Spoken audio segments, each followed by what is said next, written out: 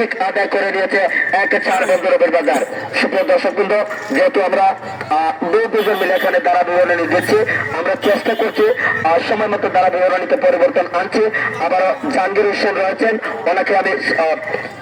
দ্বারা বিবরণীতে আমন্ত্রণ জানাচ্ছি। ধন্যবাদ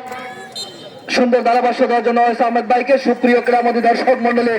আমরা লক্ষ্য করছি দ্বিতীয়ার্ধের খেলা চলছে, কিন্তু ফলাফল যা ছিল তাই। স্বাধীন বাংলা ডিসিপ্লিন কমিটির অন্যতম সদ্য জনাব এম শাহজাহান চৌধুরী উপস্থিত আছেন, প্রীতিম পাশা ইউনিয়ন পরিষদের সম্মানিত ইউপি সদস্য জনাব আব্বাস আলী মেম্বার সাহেব উপস্থিত আছেন, হাজি শামীম সাহেব উপস্থিত আছেন, সামাদ ভাই সহ উপস্থিত রয়েছেন এখানে কোটারকুনা থেকে আগত শ্রদ্ধা মুরব্বী জনাব শফিক সাহেব, সন্তান সুপারস্টার ক্লাবের সম্মানিত সভাপতি জনাব আব্দুল্লাহ আল মাসুদ জিলন উপস্থিত আছেন, ডাইনিং ডিলাইট এন্ড রেস্টুরেন্টের সম্মানিত পরিচালক জনাব সৈয়দ মিসবাহুর রহমান চৌধুরী উপস্থিত আছেন, গুলাব ভাই সহ এখানে আমাদের আইন শৃঙ্খলা ডিসিপ্লিন কমিটির অন্যতম জনাব আমিনুল ইসলাম ভাই উপস্থিত আছেন, আব্দুল আশফাকুল ইসলাম জয়নাল ভাই উপস্থিত আছেন, প্রীতিম পাশার অন্যতম প্রীতিম পাশা নবাব পরিবারের সন্তান সদ্য বড় ভাই জনাব আলী আশফাক বাবু ভাই উপস্থিত আছেন, আমাদের নিয়মিত ডাক্তার অসীম দাস এবং যুব দলের যুগ্ম আহ্বায়ক জনাব বেলাল আহমেদ রব্বানী উপস্থিত আছেন, শেখ আলাউদ্দিন সহ আজকে উপস্থিত রয়েছেন কমিটির সকল নেতৃবৃন্দ, সভাপতি সম্পাদক সহসভাপতিবৃন্দ এবং সাংগঠনিক সম্পাদক প্রচার সম্পাদক সকল নেতৃবৃন্দকে আমি